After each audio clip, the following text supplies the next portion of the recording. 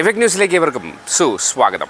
അത് നമ്മുടെ സംസ്ഥാനത്തിൻ്റെ സാമ്പത്തികമായ കാര്യങ്ങളെ സംബന്ധിച്ചാണ്, ഫിനാൻസിൻ്റെ പൊതുവിഷയങ്ങൾ സംബന്ധിച്ചാണ്. അപ്പോൾ നമുക്കിപ്പോൾ ഈ നാളെ ഡൽഹിയിൽ കേന്ദ്ര ധനകാര്യമന്ത്രി, സംസ്ഥാന ധനകാര്യമന്ത്രിമാരുടെ ഒരു യോഗം വിളിച്ചിട്ടുണ്ട്. അത് പ്രീ ബഡ്ജറ്റ് മീറ്റിംഗാണ്. ആ ബഡ്ജറ്റിൻ്റെ മീറ്റിങ്ങിന് ഞങ്ങൾ പോകുന്നുണ്ട്. അത് അവിടെ പറയേണ്ട കാര്യങ്ങളെല്ലാം പറയും, സാധാരണ നമ്മുടെ ഡിമാൻഡുകൾ. ഇപ്പം നമ്മുടെ ഒരു സ്ഥിതി എന്ന് പറഞ്ഞാൽ, ഇതെല്ലാം ഈ പറയുന്ന കാര്യങ്ങളെല്ലാം അവിടെയും കൂടി ആവർത്തിക്കുന്ന കാര്യമാണ്, കേരളത്തിലെ ജനങ്ങൾ അറിയേണ്ടതാണെന്നുള്ളത് കൊണ്ടാണ്. ഇപ്പോൾ കേരളത്തിന് സാമ്പത്തികമായി വലിയൊരു ഉപരോധം തീർക്കുന്ന സ്ഥിതി തന്നെയാണ് കേന്ദ്ര ഗവൺമെൻറ് നിലപാട് സ്വീകരിച്ചുകൊണ്ടിരിക്കുന്നത്.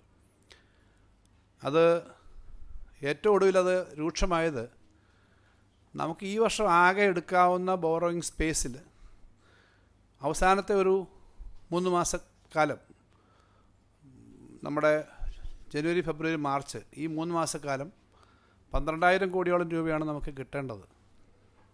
അത് നേരെ പകുതി 5,900-ലധികം വെട്ടിക്കുറച്ച് പകുതി താഴെ ഇപ്പോൾ നമുക്ക് കിട്ടുന്നുള്ളൂ. എന്ന് പറഞ്ഞാൽ 3 മാസത്തെ കാൽക്കുലേഷൻ എന്ന് പറഞ്ഞാൽ ഇതെല്ലാം വെച്ചിട്ടാണ്.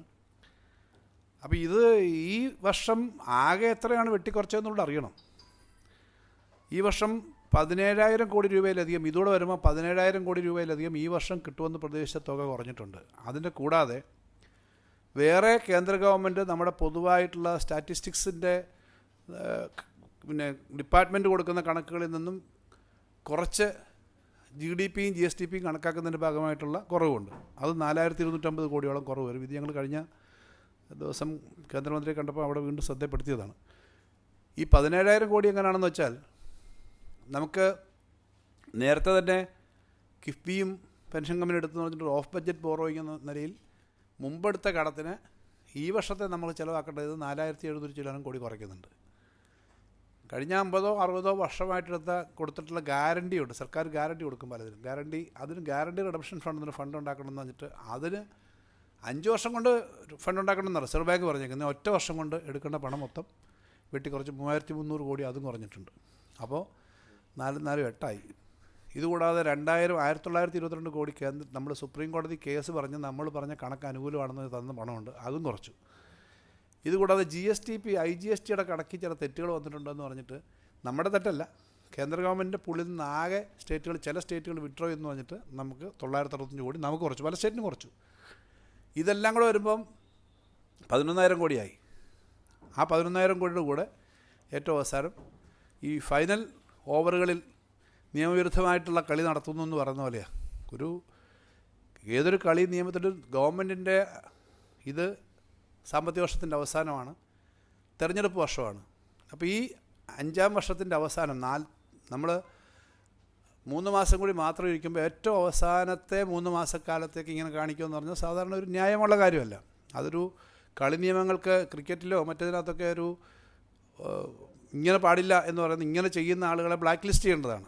നമുക്ക് ബ്ലാക്ക് ലിസ്റ്റ് ചെയ്യാനൊന്നും ഇല്ല, ജനങ്ങളാണ് ശ്രദ്ധിക്കേണ്ടത്. കേന്ദ്ര ഗവൺമെൻറ് അങ്ങനെ കാണിക്കാൻ പാടില്ലാത്തതാണ്, ഇങ്ങനെ ചെയ്യാൻ പാടില്ല. ഈ പ്രശ്നം വന്നപ്പോൾ വാസ്തവത്തിൽ 13-ാം തീയതി തെരഞ്ഞെടുപ്പ് റിസൾട്ട് വന്നു. 17-ാം തീയതിയാണ് അവിടുന്ന് കത്ത് തയ്യാറാക്കി 17-ാം തീയതി വൈകിട്ടാണ് ഈ വെട്ടിക്കുറച്ചതിൻ്റെ വിവരം വരുന്നത്. വാസ്തവത്തിൽ നമ്മൾ വല്ലാതെ ഒരു ബുദ്ധിമുട്ടിലാവുമല്ലോ പെട്ടെന്ന് ഇങ്ങനെ കുറയുകയെന്ന് വെച്ചാൽ. അപ്പോൾ തന്നെ ഞങ്ങൾ അപ്പോയിൻമെൻറ്റ് ചോദിച്ചു, കേന്ദ്ര ഗവൺമെൻറ്റിനോട് അപ്പോയിൻമെൻറ്റ് ചോദിച്ചിട്ട് 24-ാം തീയതി ക്രിസ്മസിൻ്റെ തലേന്ന് അവിടെ പോയി കണ്ടു, ഈ കാര്യങ്ങളെല്ലാം പറഞ്ഞു. അതിൻ്റെ കത്തിൻ്റെ കോപ്പി നിങ്ങൾക്ക് തന്നാണ്. നമ്മൾ പറഞ്ഞു, ഞങ്ങൾക്ക് ഇതിങ്ങനെ ഇങ്ങനെ അവസാനം വെട്ടിക്കുറയ്ക്കാൻ പാടില്ല, എന്നാൽ പിന്നെ ന്യായമായി ഞങ്ങൾക്ക് തരേണ്ട കുറേ പണമുണ്ട്. ഇപ്പോൾ ഗ്യാരണ്ടി റിഡംഷൻ ഫണ്ട് തന്നെ 1 വർഷം കൊണ്ടല്ല പിടിക്കേണ്ടത്, 5 വർഷം കൊണ്ടാണ്. അതിനാണെങ്കിൽ തന്നെ ഇത്ര പറ്റില്ല. NH പണിയുന്നതിന് പണം കേരളം മാത്രമാണ് 6,000 കോടിയോളം രൂപ സ്ഥലം മേടിക്കാൻ വേണ്ടി എടുക്കാൻ വേണ്ടി കൊടുത്തത്. വേറൊരു സ്റ്റേറ്റും ഇല്ല. NHI ടോള് പിരിക്കുന്നതാണ്. ഇതൊന്നും സമ്മതിച്ചില്ല, അത് അങ്ങനൊരു സംഗതി നിൽക്കുന്നു. അപ്പോൾ ഈ ഒരു സ്ഥിതി വരുന്നത് സ്റ്റേറ്റിനെ ആകെ ബാധിക്കുന്ന ഒരു പ്രശ്നമാണ് എന്നുള്ളത് കൊണ്ട് വീണ്ടും പറയണം. ഞങ്ങളത് കണ്ടത് തെരഞ്ഞെടുപ്പിൽ ഗവൺമെൻറ് കുറേയേറെ കാര്യങ്ങൾ പ്രഖ്യാപിച്ചു. ഇപ്പം നിങ്ങൾ കഴിഞ്ഞ ദിവസമൊക്കെ പറഞ്ഞത് മിനി ബഡ്ജറ്റ് അല്ലെങ്കിലും ബഹുമാനപ്പെട്ട മുഖ്യമന്ത്രി തന്നെ ക്യാബിനറ്റ് തീരുമാനിച്ചത് അന്ന് തന്നെ പ്രഖ്യാപിച്ചതാണ്. 2,000 രൂപ ക്ഷേമ പെൻഷനും 1,000 രൂപ സ്ത്രീ സുരക്ഷാ പദ്ധതിയും കുട്ടികളുടെ ഈ കണക്ട് വർക്കും ഒക്കെ. അപ്പോൾ ഇത്തരം കാര്യങ്ങളൊക്കെ ചെയ്യുന്നു എന്നുള്ളത് രാഷ്ട്രീയമായി തന്നെ കണ്ടിട്ടായിരിക്കണം. ഇത് അങ്ങേയറ്റം സന്തോഷം ഉണ്ടാക്കുന്നത് UDF-നും കൂടിയാണ്. UDF-ഉം BJP ഒക്കെ ഇത്തരം കാര്യങ്ങളിൽ കണ്ടുകൊണ്ട് അവർക്കുണ്ടാകുന്ന അസ്വസ്ഥത കൊണ്ടായിരിക്കും. എന്തായാലും ഇത് വരുമ്പം ഇവരെല്ലാം നേരത്തെ പറഞ്ഞുകൊണ്ടിരുന്ന കേരളത്തിൻ്റെ സാമ്പത്തിക സ്ഥിതി അങ്ങ് ആകെ തകരുന്നു. കഴിഞ്ഞ 5 വർഷക്കാലമായി കേട്ടുകൊണ്ടിരിക്കുന്നതാണല്ലോ, കേരളത്തിലെ സാമ്പത്തിക സ്ഥിതി വരുന്നു, ഒന്നും കൊടുക്കാൻ പറ്റില്ല. ഇപ്പോഴും പലരും എഴുതുന്നുണ്ട്. അത് കൊടുക്കാൻ പറ്റുന്നില്ല എന്ന് പലപ്പോഴും എഴുതിയിട്ടും അതൊന്നും നടക്കുന്നില്ല. കാര്യങ്ങൾ നടന്നു പോകുന്നുണ്ട്. കേരളത്തിൻ്റെ ആകെ ചെലവിൽ ഓരോ വർഷത്തെയും ചെലവിൽ തന്നെ 1,15,000 കോടിയാണ് തൊട്ട് മുമ്പത്തെ 5 വർഷക്കാലം ഒരു ശരാശരി ഒരു വർഷം ചിലവാക്കിയെങ്കിൽ ഇപ്പോൾ അത് 1,70,000 കോടിയിലേക്ക് മേളിലെത്തിയിട്ടുണ്ട്. അപ്പോൾ അത്രയും വെട്ടിക്കുറവ് വന്നു. വെട്ടിക്കുറവ് എന്തൊക്കെയാണെന്ന് നിങ്ങൾക്ക് അറിയുന്നതാണ്. 31,000 കോടി രൂപ നമുക്ക് ഗ്രാൻറ്റ് കിട്ടിക്കൊണ്ടിരുന്നത്, ഒരു വർഷം കിട്ടിക്കൊണ്ടിരിക്കുന്നത് ഈ വർഷം ഇപ്പം അത് 6,000 കോടിയിലേക്ക് ചുരുങ്ങി. റവന്യൂ ഡെഫിസിറ്റ് ഗ്രാൻറ്റ് കിട്ടിക്കൊണ്ടിരുന്നത് 19,000 13,000 ഒക്കെ കിട്ടിയത് അതില്ല, സീറോ. GST കോമ്പൻസേഷൻ കിട്ടിക്കൊണ്ടിരുന്നത് 12,000 കോടിയാണ് ശരാശരി ഒരു വർഷം, അതുമില്ല. ഇതൊക്കെ പറഞ്ഞു. ബോറോയിങ് 5% വരെ എടുക്കാമായിരുന്നു കോവിഡ് സമയത്ത്, 5% ഓഫ് ദി GSDP, അതും കുറഞ്ഞ് താഴോട്ട് വന്നു. ഇതൊക്കെ ആയിട്ടും ഇതെങ്ങനെയാണ് മുന്നോട്ട് പോകുന്ന ഈ സ്റ്റേറ്റ് എന്നുള്ളതാണ് ഇവർക്ക് അത്ര ഉൾക്കൊള്ളാൻ പറ്റാത്ത കാര്യം. അതിൻ്റെ ഭാഗമായിട്ട് ഇങ്ങനെ ഓരോ ബുദ്ധിമുട്ട് വരും. ഇതിപ്പോൾ ഞാനിത് പറയുന്നത് സംസ്ഥാന ഗവൺമെൻറ്റിന് രാഷ്ട്രീയ പാർട്ടികളുണ്ട്, മുന്നണിയുണ്ട്. ഗവൺമെൻറ്റിൻ്റെ പ്രശ്നമല്ല ഇത്, കേരളത്തിൻ്റെ പ്രശ്നമാണ്. കേരളത്തിൻ്റെ പ്രശ്നം എന്ന നിലയിൽ ഈ പ്രശ്നം കേരളത്തിനോട് ആത്മാർത്ഥതയും താല്പര്യമുണ്ടെങ്കിൽ കോൺഗ്രസ് ഈ പ്രശ്നം ഉന്നയിക്കണം. BJPയുടെ കേരളത്തിൽ നിന്നുള്ള നേതാക്കന്മാരടക്കം മന്ത്രിമാരുണ്ട്, അവർ ഈ പ്രശ്നം ഉന്നയിക്കണം. കേരളത്തിൻ്റെ പ്രശ്നമാണ്, കേരളത്തിന് വരേണ്ട പണം, വലിയ തോതിൽ വരേണ്ട പണം കിട്ടുന്നില്ല. ഇതിന് മറുവശം ഇവർ പറഞ്ഞ സാമ്പത്തികമായിട്ട് എന്തോ കുഴപ്പങ്ങൾ കാണിച്ചുകൊണ്ടിരുന്നുണ്ടെന്നൊക്കെ ആദ്യമൊക്കെ പ്രചരിപ്പിച്ചുകൊണ്ടിരുന്നത്.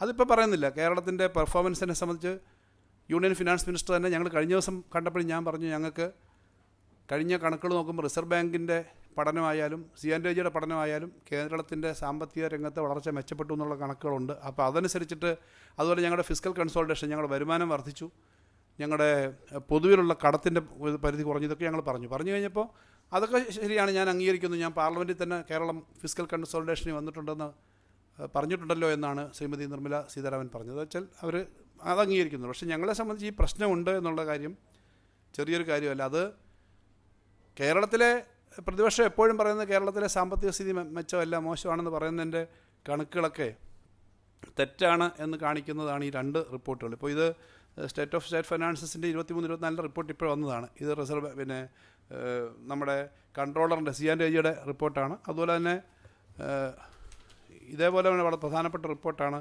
ഇപ്പോൾ തന്നെ വന്നിട്ടുള്ള റിസർവ് ബാങ്കിൻ്റെ. ഇത് ഡീക്കേഡൽ 10 വർഷത്തെ കണക്കുകൾ എടുത്തിട്ടാണ് ഇന്ത്യൻ സ്റ്റേറ്റുകളുടെ. അതുപോലെ ഹാൻഡ് ബുക്ക് ഓൺ മറ്റേ ഇന്ത്യൻ സ്റ്റേറ്റിനെ സംബന്ധിച്ചുള്ള സ്റ്റാറ്റിസ്റ്റിക്സ് റിസർവ് ബാങ്കിൻ്റെ റിപ്പോർട്ടും വന്നിട്ടുണ്ട്. ഈ 2 റിപ്പോർട്ടിലും കേരളത്തിൻ്റെ പെർഫോമൻസ് മെച്ചപ്പെട്ടു എന്ന് അതിനകത്ത് പറയുന്നു എന്നുള്ളത് കേരളീയരെ സംബന്ധിച്ച് അഭിമാനകരമാണ്. ധനകാര്യ വകുപ്പിന് സന്തോഷമുള്ളതാണ്. പിന്നെ റവന്യൂ വരുമാനത്തിൽ നമ്മുടെ സംസ്ഥാനത്തിൻ്റെ നികുതിയേതര വരുമാനത്തിൻ്റെ വർധന വലിയ തോതിലുണ്ട്, നികുതി വരുമാനത്തിൻ്റെ വർധന വലിയ തോതിലുണ്ട്. ശതമാനങ്ങളൊന്നും ഞാൻ എടുത്തു പറയുന്നില്ല, നേരത്തെ തന്നെ പലപ്പോഴും പറഞ്ഞിട്ടുള്ളതാണ്. ആകെ വരുമാനത്തിൽ സ്വന്തം വരുമാനം ഏറ്റവും കൂടുതൽ ഉയർന്നു നിൽക്കുന്ന 6ാമത്തെ സംസ്ഥാനം കേരളമാണ്. അതിനകത്ത് ടേബിളിലുണ്ട്. ഏറ്റവും കൂടുതൽ വരുമാനം, സ്വന്തം വരുമാനം പെർസെൻറ്റേജ് ഓഫ് ഓൺ റെസീറ്റ്സ് വർദ്ധിച്ച് നിൽക്കുന്ന സംസ്ഥാനം കേരളമാണ്. കേരളത്തിൻ്റെ റവന്യൂ വരുമാനത്തിൻ്റെ ആകെയുള്ള വരുമാനത്തിനകത്ത് 70-72% കേരളം തന്നെത്താൻ എത്തിക്കണം. അതേസമയം അത്രയും ശതമാനം കേന്ദ്രം കൊടുക്കുന്ന വലിയ സംസ്ഥാനങ്ങളുണ്ട്. ഇപ്പോൾ ബീഹാറിൻ്റെ സ്റ്റേറ്റ് കണക്കെടുത്ത് നോക്കിക്കോളൂ, അതുപോലെ പല സംസ്ഥാനങ്ങളെടുത്ത് നോക്കിക്കോളൂ, നേരെ ഓപ്പോസിറ്റാണ്. അപ്പോൾ ഇങ്ങനെ 50%-ലധികം അതത് സംസ്ഥാനത്തിൻ്റെ വരുമാനത്തിന് 50%-ലധികം കേന്ദ്രവിഹിതം ലഭിക്കുന്ന നമ്മുടെ രാജ്യത്ത് 15ഓളം സംസ്ഥാനങ്ങളുണ്ട്. അപ്പോൾ ഇതിനകത്ത് ഈ തരത്തിലുള്ള ഇംബാലൻസുകളുണ്ട്. ഇതൊരു പ്രധാന പ്രശ്നമാണ് എന്നുള്ളതാണ് ഞങ്ങൾ നേരത്തെയും പറഞ്ഞിട്ടുള്ളത്. ആഭ്യന്തര കടവളർച്ചയുടെ കണക്ക് നേരത്തെ പറഞ്ഞുകൊണ്ടിരുന്ന വലിയ തോതിലങ്ങ് പറയുമായിരുന്നു. ഇപ്പോൾ അതങ്ങ് പോയി, കടം അങ്ങനെ വർദ്ധിക്കുന്നില്ല എന്നുള്ളതിൻ്റെ കണക്കുകൾ വരുന്നുണ്ട്. കേരളത്തിലെ ആകെ സ്റ്റേറ്റുകൾ ഏറ്റവും കൂടുതൽ കടം എടുക്കുന്ന സ്റ്റേറ്റുകളുടെ കണക്കെടുത്താൽ 18ാമത്തെ സ്ഥാനമേ ഉള്ളൂ കേരളം മുന്നിലൊന്നും അല്ല കാര്യത്തിനകത്ത്. നമുക്ക് നിയന്ത്രണത്തിൻ്റെ അവർ പറയുന്ന കണക്കിന് അപ്പുറത്തേക്കുള്ള കടമില്ല. അതുപോലെ ആകെ കടത്തിൻ്റെ കാര്യത്തിനകത്ത് ഇപ്പോൾ ഏറ്റവും ഒടുവിൽ ഈ റിപ്പോർട്ട് അനുസരിച്ചിട്ട് പൊതുകടത്തിൻ്റെ കാര്യത്തിനകത്ത് 24.88% കേരളത്തിലുള്ളൂ. അതും ദേശീയ ശരാശരിയേക്കാളും വളരെ മെച്ചപ്പെട്ട തരത്തിൽ തന്നെയാണ് നമ്മുടെ സ്ഥിതി നിൽക്കുന്നത്. ഇങ്ങനെ എല്ലാ റെക്കോർഡ് അനുസരിച്ചും കേരളത്തിൻ്റെ സാമ്പത്തിക സ്ഥിതി വന്നിട്ടുള്ളൊരു മാറ്റം, ആ മാറ്റം ഇതിനകത്ത് എടുത്തു പറയുന്നു. RBIയുടെ റിപ്പോർട്ട് കുറച്ചുകൂടി സ്റ്റാറ്റിസ്റ്റിക്സ് മാത്രമല്ല, ആളോഹരി വരുമാനത്തിൻ്റെ കാര്യത്തിൽ കേരളത്തിന് ഇരട്ടി വർധനയുണ്ടായി. 2016 1,66,246 രൂപയായിരുന്നു പെർ ഹെഡ് ഉണ്ടായിരുന്നെങ്കിൽ അത് നിങ്ങൾ നേരത്തെ റിപ്പോർട്ട് ചെയ്തിട്ടുള്ളതാണ് 3,80,838 രൂപയായിട്ട് ആളോഹരി വരുമാനം കേരളത്തിൻ്റെ വർദ്ധിച്ചിട്ടുണ്ട്. ഇത് എടുത്തു കാണിക്കുന്നത് ആളുകളുടെ ജീവിതം എത്രയും മെച്ചപ്പെട്ടു എന്നുള്ളത് ചെറിയ കാര്യമല്ല. ഇത് കേരളത്തിൻ്റെ ഇന്ത്യയിലാകെയുള്ള സ്ഥിതി എടുത്താൽ സംസ്ഥാനങ്ങളുടെ ആകെ സ്ഥിതി നോക്കുമ്പോൾ നമ്മൾ ഏറ്റവും മുന്നിൽ 7ാം സ്ഥാനത്തേക്ക് എത്തിയിട്ടുണ്ട്. ഇന്ത്യയിൽ നമ്മളെക്കാളും വളരെ വികസിതമായിട്ടുള്ള അല്ലെങ്കിൽ സാമ്പത്തിക കേന്ദ്രമായിട്ടുള്ള മഹാരാഷ്ട്ര പോലെയോ ഒക്കെയുള്ള ചില സംസ്ഥാനങ്ങൾ നമ്മുടെ മുന്നിലുണ്ട്. നമ്മുടെ ആഭ്യന്തര ഉൽപ്പാദനത്തിൻ്റെ കാര്യത്തിലും ഇതേപോലെ തന്നെയാണ്. 2015-16 5.62 ലക്ഷം കോടി രൂപയായിരുന്നു നമ്മുടെ ആകെ GSDP എങ്കിൽ അത് വർദ്ധിച്ച് ഇപ്പോൾ 24-25 12.49 ആയിട്ടുണ്ട്. അപ്പോൾ ഈ തരത്തിൽ നമ്മുടെ സാമ്പത്തിക മേഖല വലിയ തോതിൽ 2011-12 അപേക്ഷിച്ചിട്ട് 3.5 മടങ്ങാണ് ഈ സമയം വർദ്ധിച്ചത്. ഉൽപ്പാദന മേഖലയിൽ വലിയ വർധന ഉണ്ടായിട്ടുണ്ട്. ഉൽപ്പാദന മേഖലയിൽ നേരെ അതിൻ്റെ മൂല്യം 2014-15 51,619 കോടിയിൽ നിന്നും 24-25 അത് 1,02,250 കോടിയായിട്ടുണ്ട്. അതുപോലെ തന്നെ കഴിഞ്ഞ ദിവസങ്ങളിൽ വന്ന കണക്ക് തന്നെയാണ് നമ്മുടെ ഗ്രോസ് വാല്യൂ ആഡഡ്. അതിനകത്ത് വ്യവസായ മേഖലയിലെ മൂല്യവർധന 1,30,000 കോടിയിൽ നിന്നും 2,67,000 കോടിയായിട്ട് വർദ്ധിച്ചു. സാമ്പത്തിക സർവീസസിൻ്റെ കാര്യത്തിൽ 10 വർഷത്തിനിടയിൽ നമ്മുടെ മൂല്യവർധനവ് 3 ഇരട്ടിയായിട്ട് വർദ്ധിച്ചു. 22,335 കോടിയിൽ നിന്നും 58,135 കോടിയായി. നികുതിയേതര വരുമാനം സംസ്ഥാനത്തിൻ്റെ 8,425 കോടിയായിരുന്നു 2015-16. അതിപ്പോൾ 18,356 കോടി രൂപയായിട്ട് വർദ്ധിച്ചു. ഞാനിതൊക്കെ പറയുന്നത് കണക്കെപ്പോഴും അത്ര ഇഷ്ടപ്പെടുന്ന ഒരു സബ്ജക്റ്റ് അല്ല അതൊക്കെ കണക്കുകളക്കം. പക്ഷേ ഇത്ര 3 ഇരട്ടി വർദ്ധിച്ചു എന്നുള്ളത് എനിക്ക് കണക്ക് പറയാതിരിക്കാൻ പറ്റത്തില്ല. ഇത്രയും കേരളത്തിൽ വർദ്ധിച്ചിട്ടുണ്ട്. കാരണം ഈ കണക്ക് പറയുമ്പം കണക്കാണെങ്കിലും കിട്ടുമ്പം പണമാണ് ആളുകളുടെ കയ്യിൽ. പറയുമ്പം കണക്കാണെങ്കിൽ ഇത് ആളുകളുടെ കയ്യിലേക്ക് എത്തേണ്ട പണമാണ് എന്നുള്ളത് കൊണ്ട് ഞാൻ അതിൻ്റെ കണക്കുകൾ പറയുന്നേ ഉള്ളൂ. നമുക്ക് നമ്മുടെ തനത് നികുതി വരുമാനം 2020-21 47,000 കോടി രൂപയായിരുന്നത് 24-25 റിപ്പോർട്ട് അനുസരിച്ച് 84,854 കോടിയായി. അതും വലിയ പെർസെൻറ്റേജ് വർധനയാണ്. ഇങ്ങനെ മൊത്തം നമ്മുടെ തനത് വരുമാനം 1,00,000 കോടി വരുമാനം പിന്നിട്ടു എന്നുള്ളത് കണക്കുകളുള്ളതാണ്. അപ്പം ഈ തരത്തിൽ മൂലധന ചെലവിൻ്റെ കാര്യം നോക്കിയാൽ വലിയ വർധനയുണ്ട്. സാമൂഹ്യ മേഖലയിലെ ചെലവിൻ്റെ കാര്യം എടുത്ത് നോക്കിയാലുണ്ട്. എല്ലാ മേഖലയിലും ആ വർധനയൊക്കെ വന്നപ്പോൾ കേരളം ഫിനാൻഷ്യലി വെൽ മാനേജഡ് അല്ല, കാര്യങ്ങൾ ചെയ്യുന്നില്ല എന്ന് പറയാൻ പറ്റുന്നില്ല. പിന്നെ എന്തുകൊണ്ടാണ് കേരളത്തിന് ഈ പ്രശ്നം?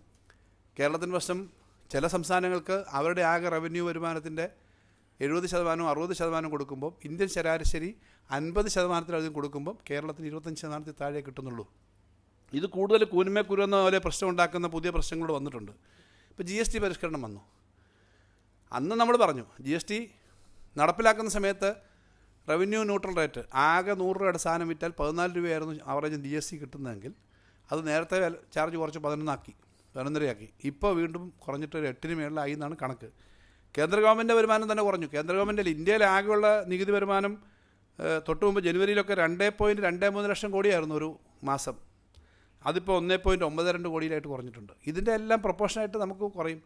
കേരളത്തിൽ ഇപ്പോൾ തന്നെ GST വരുമാനത്തിൽ ഏറ്റവും മുന്നിൽ പെർസെൻറ്റേജിനകത്ത് 4-5-6% ഒക്കെ ഉള്ള കണക്കേ ഉള്ളൂ വർധന. അതിനകത്ത് ഏറ്റവും മുന്നേ നിൽക്കുന്ന 4-5 സംസ്ഥാനങ്ങളിൽ കേരളമുണ്ട്. കേരളത്തെക്കാളും വലിയ തോതിൽ വാണിജ്യം നടത്തുന്ന സംസ്ഥാനങ്ങളിൽ പോലും ഇത് കുറഞ്ഞിരിക്കുന്നു. അപ്പോൾ ഇങ്ങനെ GST വരുമാനം കുറഞ്ഞിരിക്കുന്നു, ഈ കാര്യങ്ങൾ പറയുന്നു. ഇത് കൂടുതൽ രൂക്ഷമാണ്. ഒരു വശത്ത് ട്രംപ് എന്ന് പറഞ്ഞിട്ടുണ്ട് മര്യാദയ്ക്ക് പെരുമാറിയില്ലേ 500% വരെ മേടിക്കുമെന്ന് പറഞ്ഞിട്ടുണ്ട്. 125 ആക്കുമെന്ന് പറഞ്ഞിട്ടുണ്ട്. അപ്പോൾ ഒരു വശത്തുകൂടി എക്സ്പോർട്ടിൻ്റെ കാര്യവും ഇമ്പോർട്ടിൻ്റെ കാര്യവും ബാധിക്കുന്നു, ഇൻ്റർനാഷണൽ ട്രേഡ് ബാധിക്കുന്നു, നമ്മുടെ നാട്ടിലെ പ്രശ്നം ബാധിക്കുന്നു. അതിൻ്റെ കൂടെ സംസ്ഥാനങ്ങളെ ഇങ്ങനെ ശ്വാസം മുട്ടിക്കുന്നതിനകത്ത് രാഷ്ട്രീയ ലക്ഷ്യത്തോടു കൂടി അങ്ങനെ ശ്വാസം മുട്ടിക്കുന്ന ഒരു വലിയ ഗുരുതരമായ പ്രശ്നമാണ്.